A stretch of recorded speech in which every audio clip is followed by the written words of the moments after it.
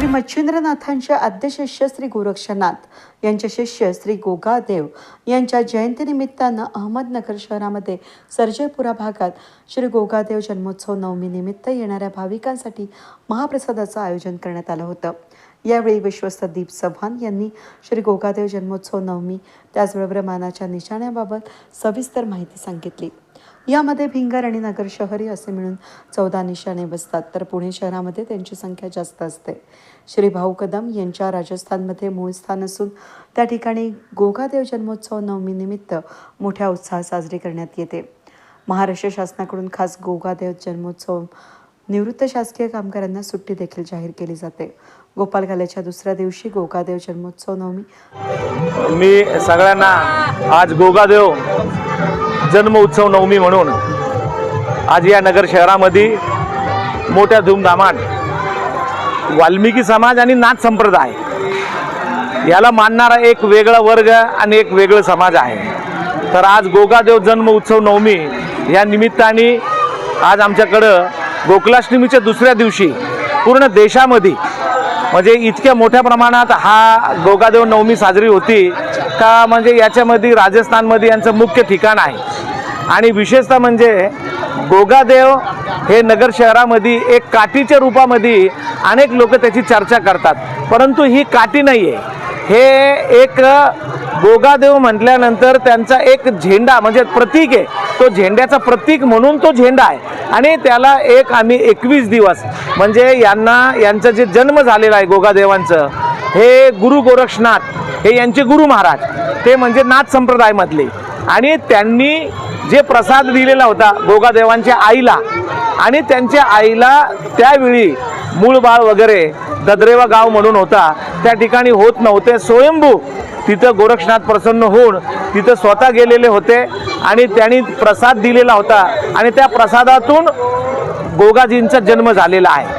आणि म्हणून त्यांच्या नाथ संप्रदायामध्ये जे तुम्ही पाहत असेल का भाऊ ते एक वेगळ्या पद्धतीने धोती वगैरे नेहरू शर्ट डोक्यावर त्यांनी एकदम असा भगवा कपडा वगैरे रुमाल वगैरे चांगल्यापैकी बांधून त्या पद्धतीने ते झेंड्याला घेतात। परंतु गेल्या अनेक वर्षापासून पूर्वी या ठिकाणी त्यांच्या प्रसिद्धीच्या माध्यमातून एक समाजाच्या नावावर त्या समाजाची काठी अशी त्या नगर शहरामध्ये ओळख होती, परंतु ते एक काठी नव्हे त्याला आमच्यामध्ये निशाण म्हणून, आणि निशाण याचा अर्थ असा आहे का गोगादेवांचा झेंड्याचा प्रतीक म्हणून तो निशाण या रूपाने करतात। नगर शहरामध्ये त्याला एक 7 म्हणून 7 झेंडे म्हणजे निशाण म्हणून बसतात, आणि भिंगारमध्ये तिथं पण आता 7 तिथं पण 7 झाले म्हणजे भिंगार आणि नगर मिळून असे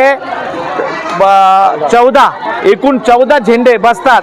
परंतु अष्टमीच्या दिवशी आणि रात्री 12 पर्यंत तो सण साजरा करून दुसऱ्या दिवशी 12च्या नवमी लागते, म्हणून तिथल्या लोकांना भिंगारच्या लोकांना नगरमध्ये यायला आणि नगरच्या लोकांना आदल्या दिवशी भिंगारमध्ये जायला, जसे भिंगारचे प्रत्येक सण मग मोहरम असेल, दिवाळी असं आपला गणपती असेल किंवा बाकी जे मिरवणुकीचे सण असतात ते अगोदर पहिले ते 1 दिवस अगोदर होतात, तसं भिंगारला सुद्धा गोगादेव जन्म उत्सव हे अष्टमीला होतो। आणि तिथले सगळी लोक आणि महाराष्ट्रातून नगर जिल्ह्यातून आसपासच्या तालुक्यातून नगर शहरामध्ये या ठिकाणी जे मंदिर आहे त्या मंदिराच्या गोगादेवाच्या नवमीच्या निमित्ताने यायला लोकांना तिथं मिळेल या दृष्टिकोनातून नवमीला पूर्ण महाराष्ट्रातून या ठिकाणी लोक येतात।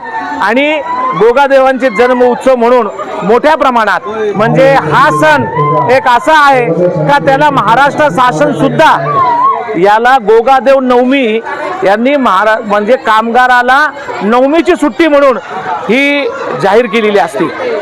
एक वाल्मिकी जयंती आणि गोगादेव नवमी 15 ऑगस्ट 26 जानेवारी जसे सफाई कर्मचाऱ्याला हे 4 सुट्ट्या हे कंपल्सरी हे त्यांनी ते दिलेले असतात, त्या पद्धतीने गोगादेव नवमीची सुट्टी सुद्धा या ठिकाणी महानगरपालिका देते। इथे जर पाहिलं गेलं तर पुण्यामध्ये कमीत कमी 50 झेंडे असे निशाण आहे, आणि तिथं महानगरपालिका मोठ्या प्रमाणात प्रत्येक चौकात त्या प्रत्येकांच्या ठिकाणी येणाऱ्या कॅम्पमध्ये तिथं सुद्धा असं मोठ्या प्रमाणात अष्टमी ला तिथं साजरी होती आणि तिथं स्वागत करतात महानगरपालिका. इथं जसे आपले आंबेडकर जयंती असेल, परमपूज्य बाबासाहेब आंबेडकर हे आमचे जे आद्य देवताच आहेत आमचे, आणि त्यांची जशी जयंती असते 14 जानेवारी आपला 14 एप्रिल, त्याचप्रमाणे अण्णासाहेब साठे यांच्या संदर्भात जयंती असते, तशीच एक मेहतर वाल्मिकी समाजाच्या संदर्भातलं एक गोगादेव नवमी म्हणून या ठिकाणी साजरी करतात. आणि सर्जेपुराला जे मंदिर आहे ते गोगादेवांच्या मंदिराच्या संदर्भातलं त्या मोठ्या प्रमाणात या ठिकाणी साजरी केली जाते. आणि त्यांच्या निमित्ताने यांचा उद्देश एकच आहे का जे गोरगरीब नाही पण प्रत्येकाला एक अन्नदान त्या निमित्ताने व्हायला पाहिजे, म्हणून गोगादेवाच्या नवमीच्या उत्सवाच्या निमित्ताने इथं अन्नदान दरवर्षी हे केला जातो. इथं गोगादेव समिती ही त्याची आयोजक असते आणि त्याचा अध्यक्ष म्हणून तिथं विजय लक्ष्मण छजलानी व त्याचप्रमाणे पुजारी म्हणून आनंद कालू चावरे हे इथं गोगादेव मंदिराचे पुजारी आहे.